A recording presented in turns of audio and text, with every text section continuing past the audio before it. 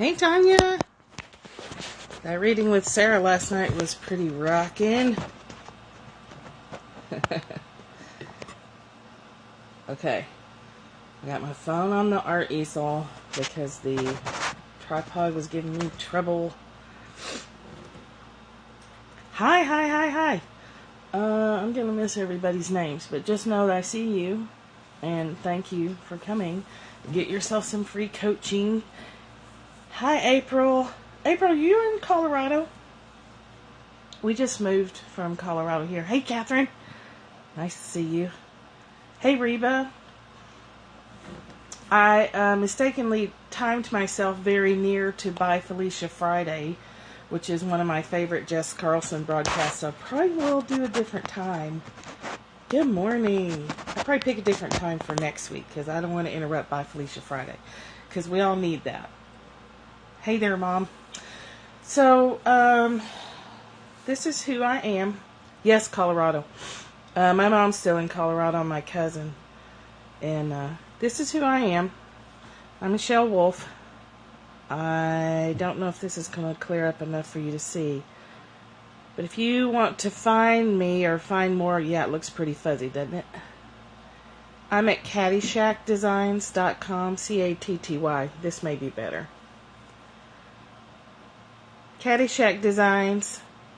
Okay, we'll talk about design mapping. It's in everything I do.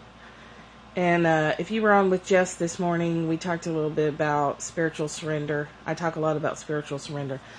You can find me at any time on Twitter. You can DM me. You can get me at CattyShackDesigns.com. And then the workshop, Tanya, the desire map stuff, whoever said desire map, is on at CattyShackDesigns.com/desire map.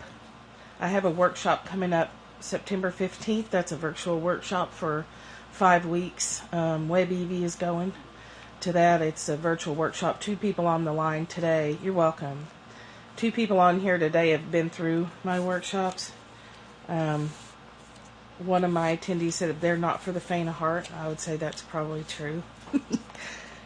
What we're doing today is thework.com, Byron Katie. And then just a quick shit out. Shout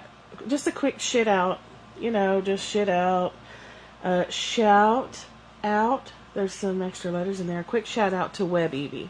WebEV.tumblr.com, right? We're off to a great start. So Evie Toddy, WebEV.tumblr.com. Evie's doing like an online advice column. So you can ask her computer stuff, relationship stuff, advice stuff. She's our Periscope Dear Abby. And she said the other night she wasn't getting a lot of questions. So go throw a question up there. See what happens. Then she'll broadcast and give you an answer. Thank you for all those hearts. So that's where you can find me. They are. Boom! Tag Tribes. Hey, Tag Tribes in the house. Nice to see you. So, this is a little awkward to do coaching live on this kind of format because so much of my stuff is based on just flashes of intuition or whatever. But the tools I start with most often come from Byron Katie's The Work, and I try to offer you things that you can do on your own. You can take her worksheets and do what we're going to do today by yourself. You just get more, if you aren't making progress and you're continuing to have to do these worksheets over and over and you're not getting anywhere, chances are you may need some outside assistance. And you can bring your problems on Fridays and we'll see what we can help you. So I don't know how much we're going to get done this first time, but the concept of the work is loving what is. It's not fighting with reality because we fight reality and we lose. And we fight reality through our shoulds. So she has you do a 4-step workshop. You write down the shoulds in your life and the shouldn'ts. It's really the shouldn'ts that get us the most. So this shouldn't be happening. I should have a better job. I shouldn't have to struggle with my sugar cravings. You can see what's on my mind. I should live in a better place. I should be making more money. Those kinds of things rip you up, because the reality is, in the moment, that you are not making the amount of money you want, or you're not driving the car that you'd like to have. And a piece of that for desire mapping is not to worry about the kind of car or the kind of job or the amount of money. Instead, to explore and find out what it is underneath that. You're not chasing the goal, you're chasing the feeling that you think achieving that goal is going to bring you. So we do things so we can feel good. That's the bottom line. We avoid pain, we seek pleasure. That's our human nature, and it's fine if you want it, but you want to be able to work within that human nature to not trip yourself up. And surrender, spiritual surrender, and working with reality is a powerful piece of that process. So in this process, you write down, if somebody is going to have to throw one out, or we're not going to get very far, I can just tell you about it.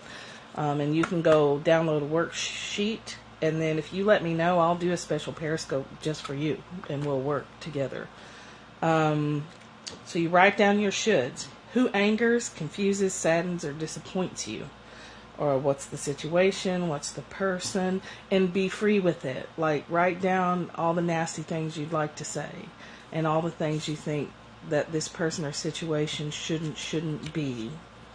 And then we start to look at that. Like, you write down, what do you want them to do, or what do you want this situation to be that's not. And typically we're pretty pissy and angry or sad about the things that we think we should have and we don't have.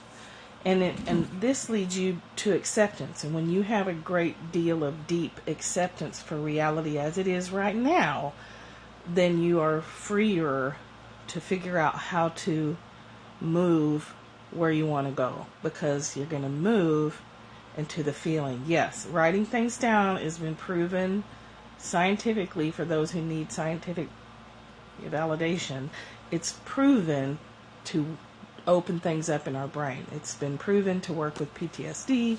It's proven to work with children who are processing trauma. It's a proven method, and I worry that we're losing that with this way of typing and our, keyboarding and stuff. I hope that we don't. I don't know. That's a thing. So, when you achieve acceptance for reality as it is today, all your energy is available to you here and now, then to figure out what feeling it is you're actually seeking. So somebody give me an example of a goal that you're trying to seek, and we'll do a little desire map on it real quick. One of the tools I like to use is to start looking at images and assess how they feel when you think about them.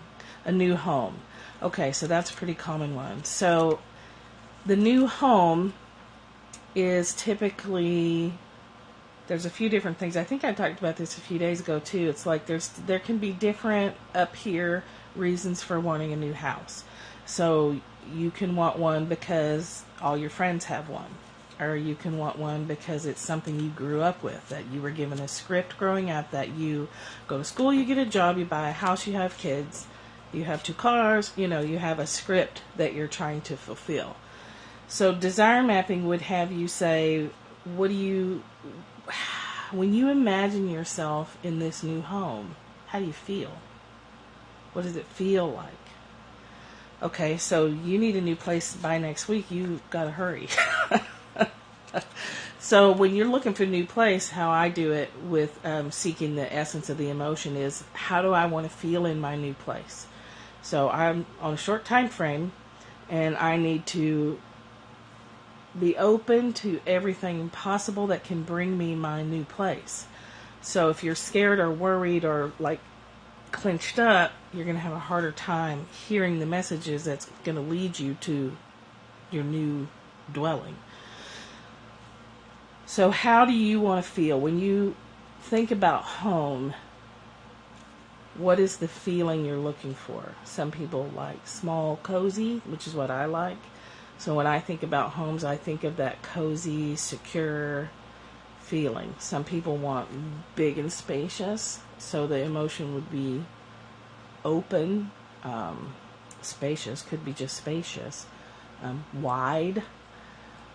Security. Security is one for me too. Like, and somehow small and cozy and security are in a package for me. So I want to feel secure. So when I'm looking for a house, I'm looking for a house that matches that feeling of cozy.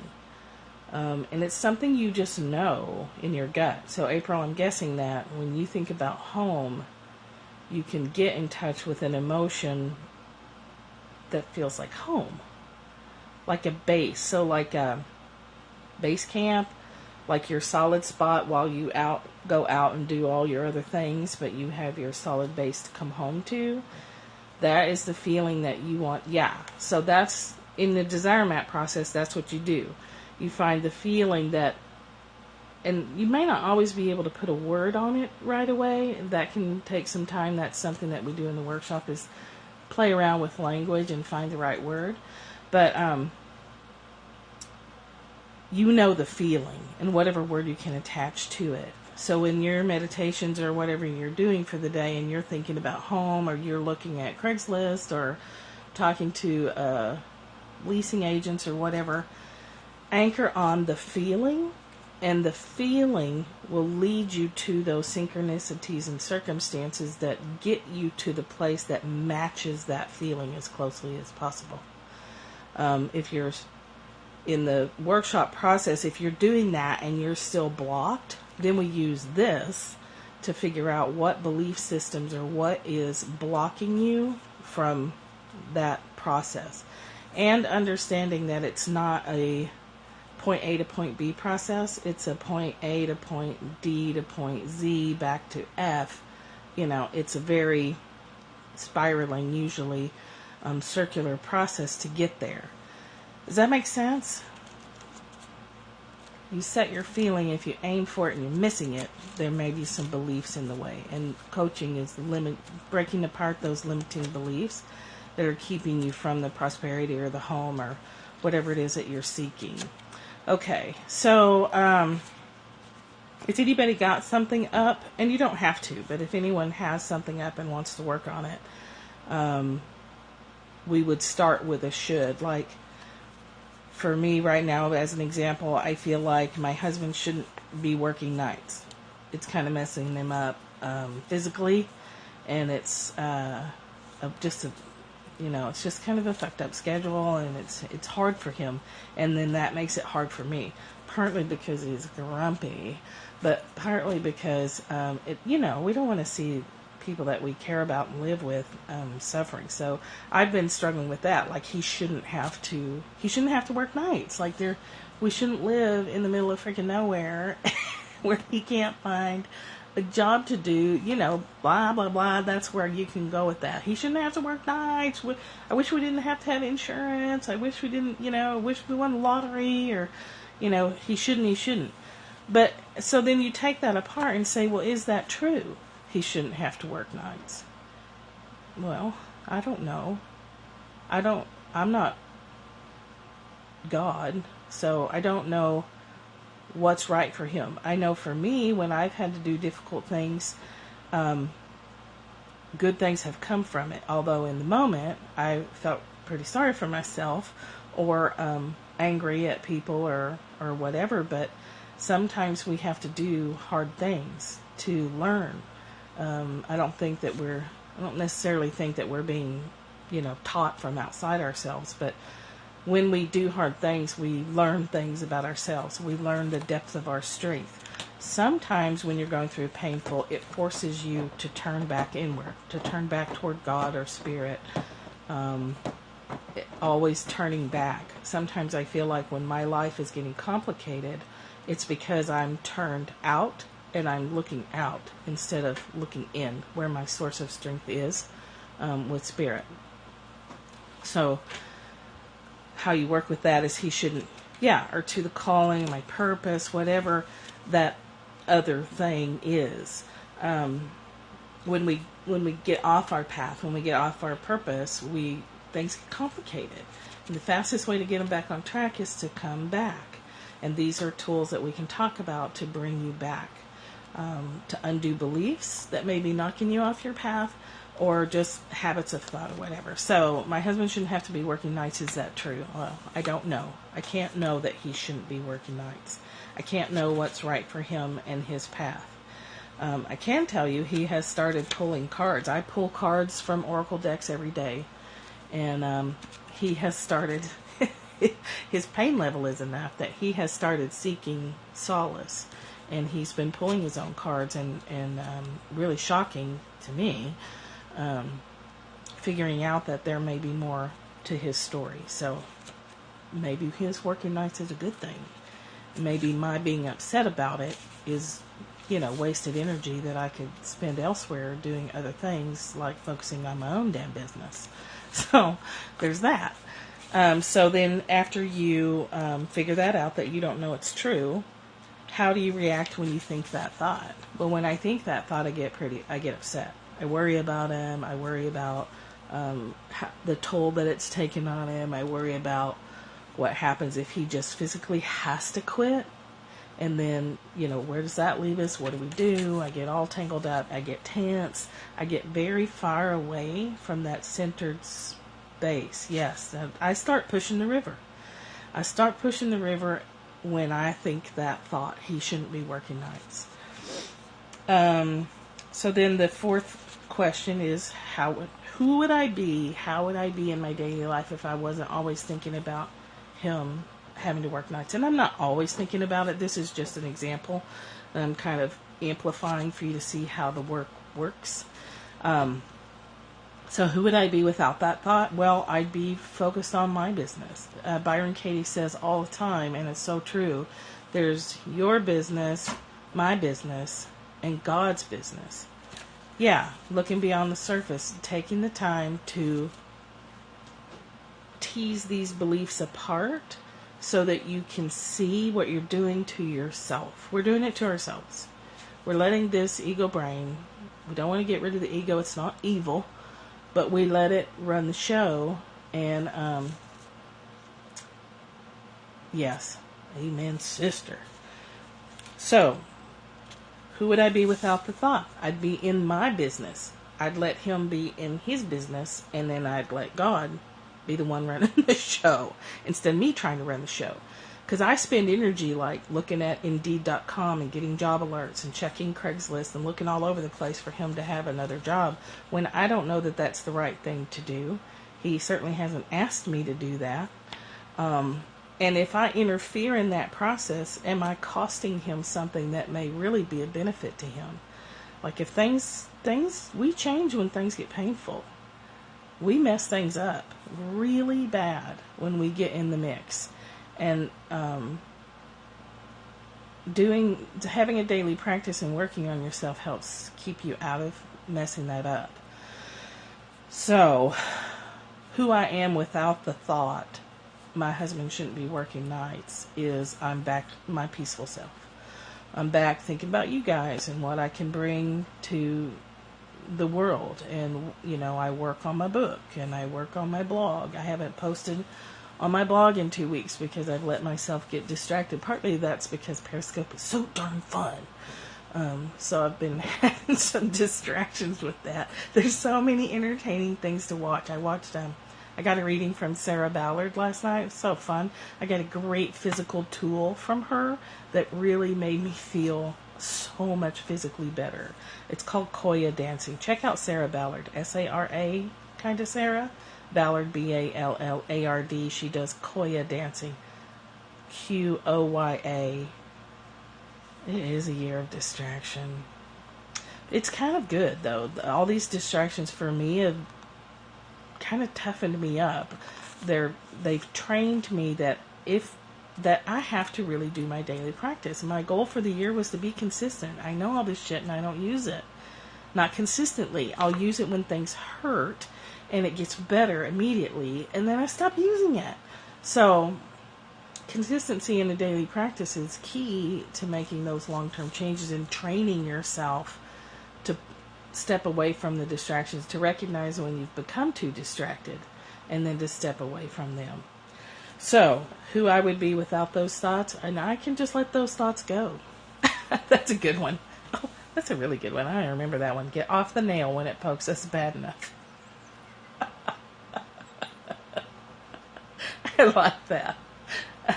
And some of us will let that nail poke us a lot harder and longer than necessary. So the last process in this, so the first step is it true? Can you absolutely know it's true? Because sometimes we'll say it's true, and when you really look at it, it's really not true. You can't really know that it's true. And how do you react when you think the thought? Who would you be without the thought? I do too. I can take. I think it's getting less, but my tolerance for bullshit's been pretty high, and it has taken in the past a lot of cosmic 2x4 therapy to wake me up. Like, you don't hear the nudge, you ignore the nudge, you hear the little whisper, you ignore it, and then smack, you get the 2x4 upside the head, and then you change. I'd like to do that differently for the second half of my life. So the last part is turn it around. You turn it around on yourself. So my husband shouldn't be working nights. Could be I shouldn't be working nights. My husband shouldn't be working so hard. I shouldn't be working so hard. Me being in his business is hard work. Me thinking about what's right for him and what's good for him and what we need to do to fix his situation is hard work. I shouldn't be working so hard on something that's not mine, not my process, not my deal, not my circus, not my monkeys. I shouldn't be working that hard.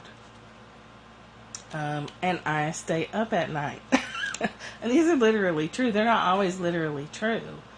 I don't know what God has in store for him.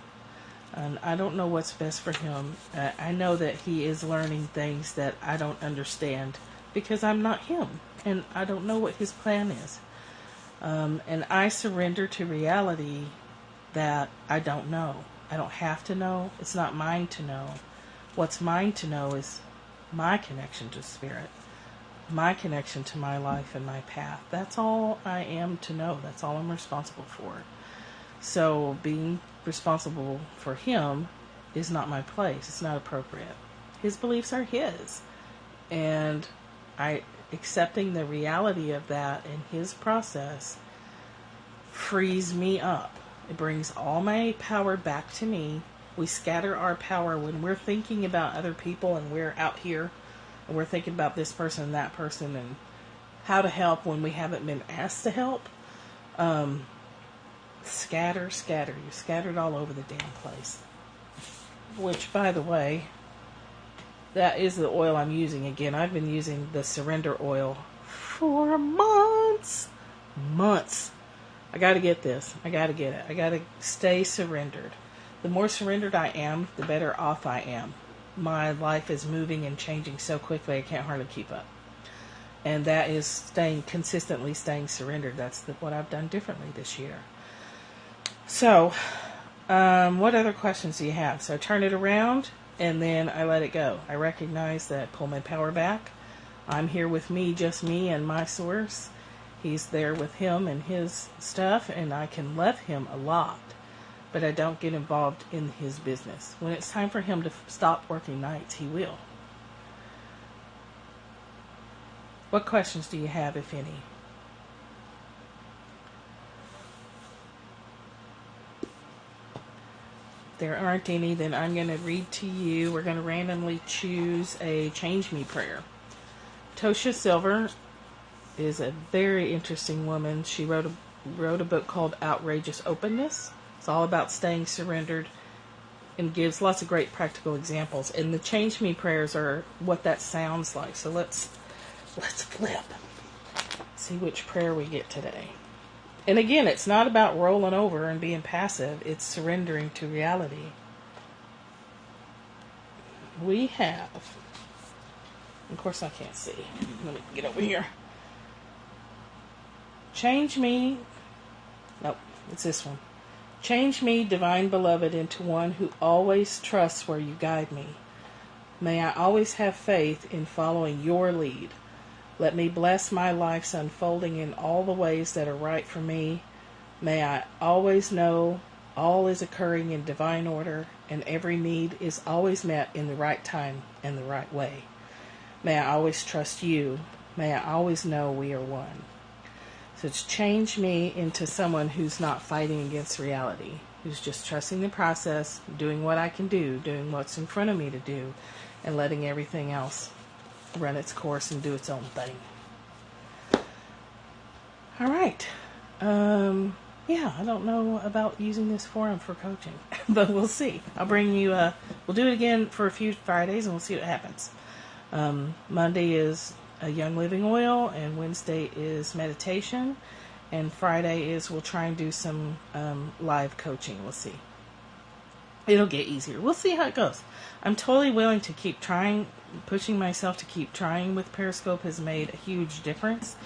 And I love that Periscope is so open with trial and error. So it's like when you screw up or you try something that doesn't work, it's no big deal.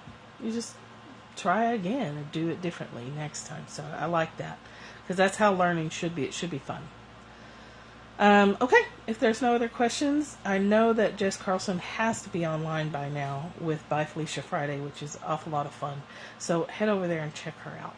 And I'll see you Monday. Thanks. Bye.